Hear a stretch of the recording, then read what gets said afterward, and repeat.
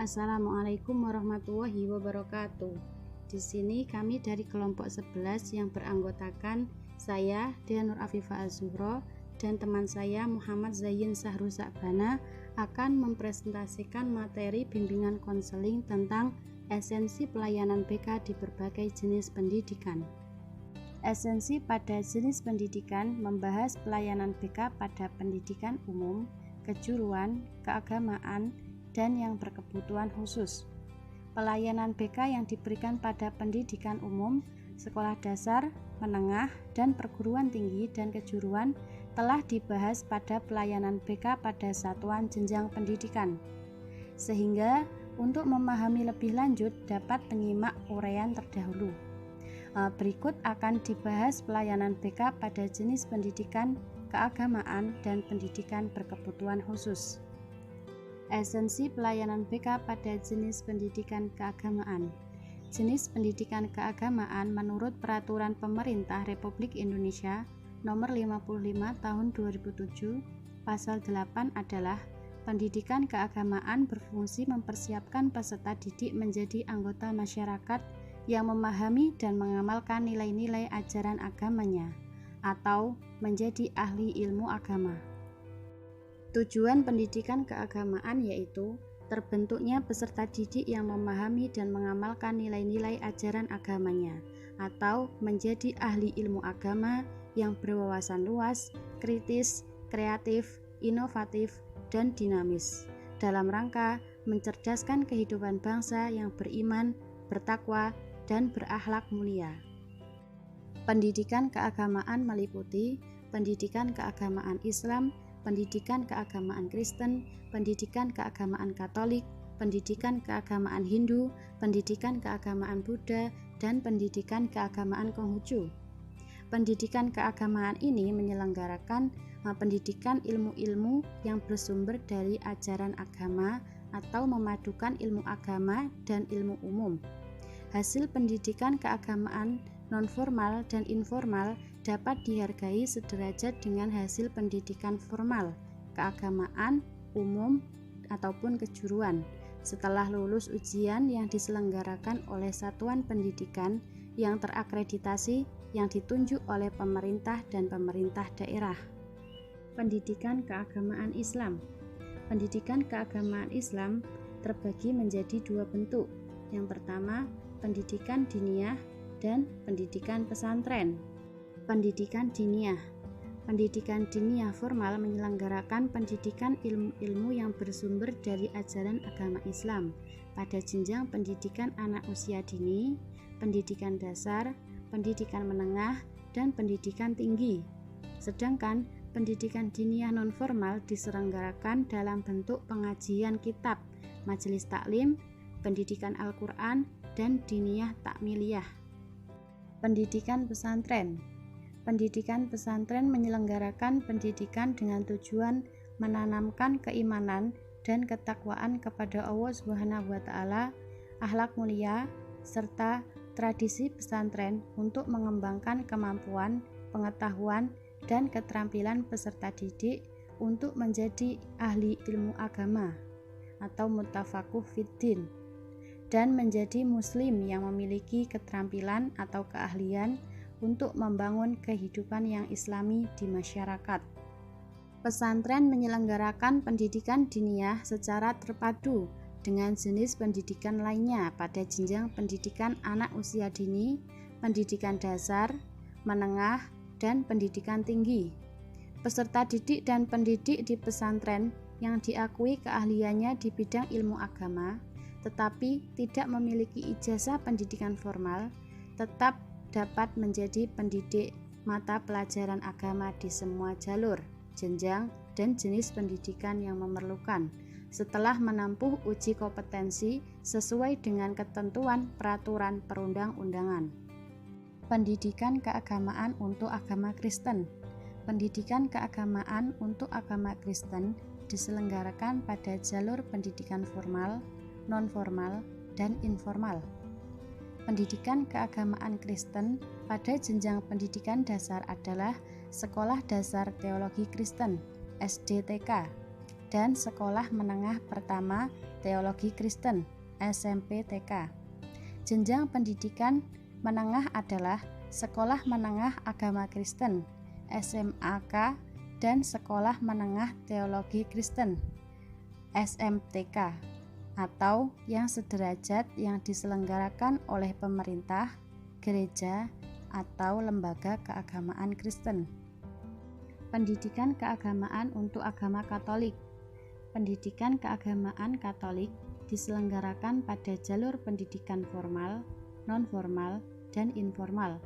Pendidikan keagamaan Katolik pada jalur pendidikan formal diselenggarakan pada jenjang pendidikan menengah seperti Sekolah Menengah Agama Katolik SMAK atau yang sederajat yang terdiri atas 3 tingkat, dan jenjang pendidikan tinggi. Pendidikan keagamaan Katolik pada jalur formal dibina oleh Menteri Agama. Adapun isi dan materi kurikulumnya adalah menyangkut iman dan moral yang merupakan wewenang Gereja Katolik atau uskup. Pendidikan keagamaan Hindu. Pendidikan keagamaan Hindu merupakan pendidikan berbasis masyarakat yang diselenggarakan dalam bentuk pasraman, pasantian, dan bentuk lain yang sejenis yang dikelola oleh pemerintah, pemerintah daerah, atau masyarakat. Pendidikan pasraman diselenggarakan pada jalur formal dan non-formal. Pendidikan pasraman setingkat TK disebut Pratama Widya Pasraman, yaitu tingkat Pratama Widya Pasraman A atau TKA dan tingkat Pratama Widya Pasraman B atau TKB. Pendidikan pasraman setingkat SD disebut Adi Widya Pasraman yang terdiri atas 6 tingkat. Pendidikan pasraman setingkat SMP disebut Madhyama Widya Pasraman terdiri atas 3 tingkat, dan pendidikan pasraman setingkat SMA disebut Utama Widya Pasraman yang terdiri dari 3 tingkat pula. Pendidikan keagamaan Buddha. Pendidikan keagamaan Buddha diselenggarakan oleh masyarakat pada jalur pendidikan non-formal dalam bentuk program sekolah Minggu Buddha, Pabbaja Samanera, dan bentuk lain yang sejenis. Pengelolaan satuan pendidikan keagamaan Buddha ini dilakukan oleh pemerintah, pemerintah daerah, ataupun masyarakat. Pabbaja Samanera merupakan pendidikan non-formal yang diselenggarakan oleh Sangha atau Majelis Keagamaan Buddha yang bertempat di vihara atau setia, yang diperuntukkan khusus bagi Samanera, Samaneri, Silacarini, Buddha siswa dalam rangka meningkatkan kualitas keimanan dan ketakwaan. Tujuan Pabbaja Samanera yaitu untuk menanamkan disiplin pertapaan yang sesuai dengan ajaran Sang Buddha dalam meningkatkan kualitas keimanan umat Buddha. Pabbaja Samanera dilakukan sekurang-kurangnya 2 minggu. Adapun peserta didik Pabbaja Samanera ini meliputi anak-anak, remaja, dan dewasa. Sedangkan kurikulum Pabbaja Samanera meliputi riwayat hidup Buddha Gotama, etika Samanera, pokok-pokok dasar agama Buddha, parita atau mantra, meditasi, kedarmadutaan, dan materi penting yang terkait lainnya.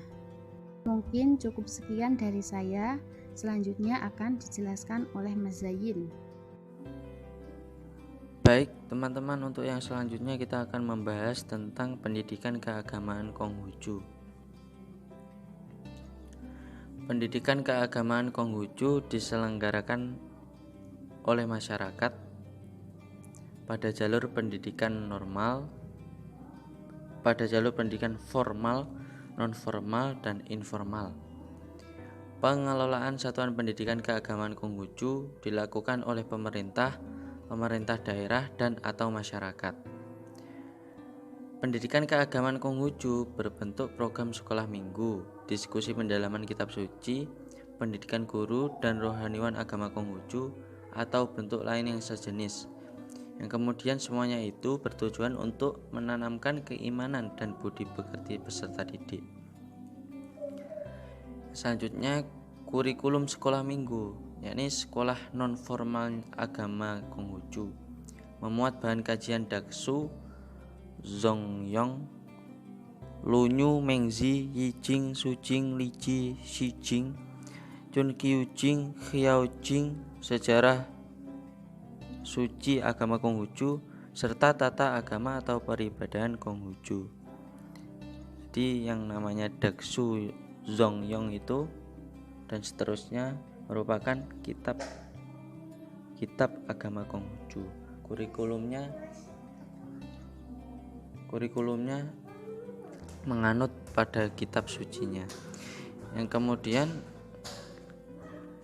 tenaga pendidik pada pendidikan keagamaan Konghucu mencakup Jiaosheng, Wenxi, Huexi, Zhanglao atau yang mempunyai kompetensi.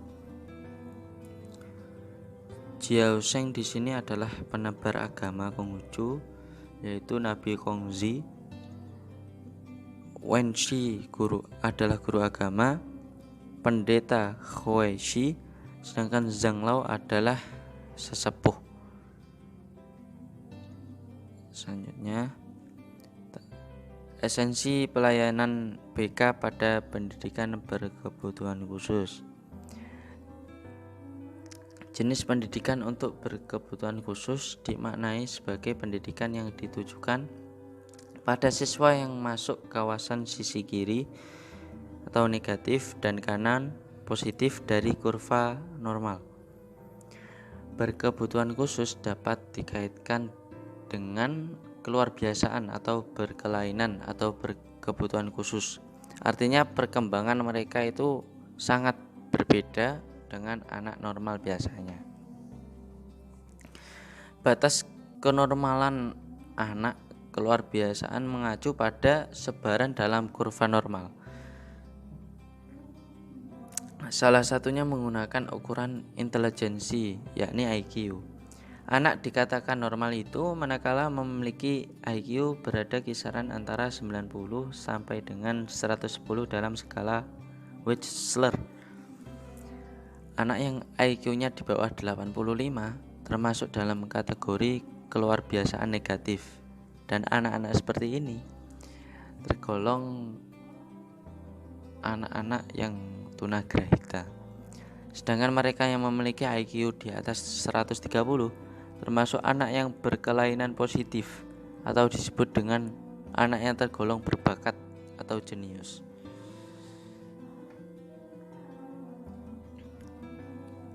Berdasarkan pengertian tentang berkebutuhan khusus tadi dapat dipahami bahwasanya tingkat kecerdasan anak itu akan mempunyai implikasi atau dampak yang berbeda dalam perlakuan pembelajarannya, sehingga akan berdampak pula dalam pemberian layanan BK.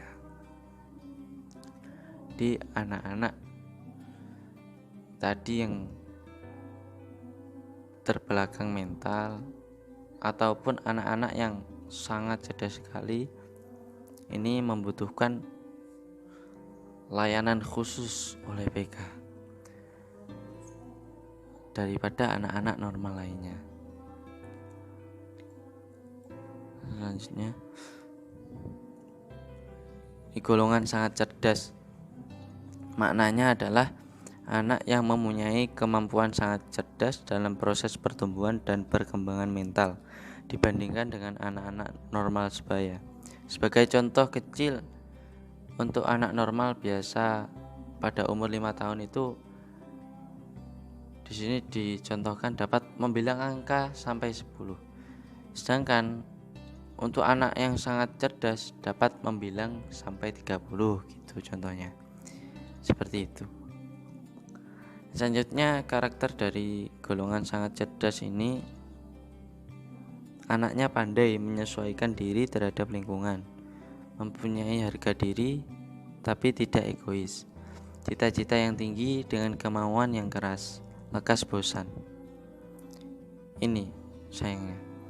Sedangkan secara sosial, lekas bosan berdampak pada belajar sehingga malas belajar karena tidak terpenuhi kebutuhan kognitifnya. dampak lebih jauh, anak akan cenderung nakal. Namun anak ini mempunyai minat dalam penelitian. Untuk menghadapi golongan yang sangat cerdas ini, BK harus gimana? Nah, jadi bentuk pelayanan BK untuk anak yang sangat cerdas membutuhkan pendidikan secara khusus supaya proses pendidikannya dapat menampung kebutuhan kognitifnya, sehingga mereka membutuhkan sekolah luar biasa. Mengapa kok sekolah luar biasa? Karena sekolah luar biasa itu mempunyai manfaat. Di sini dituliskan 4. Pertama, akan memenuhi kebutuhan mental anak. Yang kedua, dapat memberikan bimbingan dan pengarahan sesuai dengan kebutuhan, kemampuan, dan tujuan pendidikan. Yang ketiga, hasil prestasi belajarnya dapat segera dimanfaatkan untuk kemajuan ilmu pengetahuan. Yang keempat, di sekolah umum tidak akan ditemukan gangguan-gangguan yang disebabkan adanya anak yang sangat cerdas. Jadi seperti itu. Selanjutnya, kebalikan dari golongan sangat cerdas ada golongan lambat belajar. Artinya adalah anak yang tergolong lambat belajar mempunyai IQ di antara normal dan keterbelakang, borderline, IQ antara 70 sampai dengan 90. Golongan anak ini termasuk keterbelakangan mental sehingga membutuhkan pelayanan sosial dan pendidikan khusus. Karakternya ditinjau dari kemampuan akademisnya. Anak golongan seperti ini masih bisa dididik. Namun hanya saja kemampuan pikirnya, ingatan, dan daya konsentrasinya agak lambat. Tatkala menghadapi soal sulit, lekas putus asa dan sering tidak ada usaha untuk memecahkan masalah. Nah, kayak putus asa gitu. Aku nggak bisa gitu.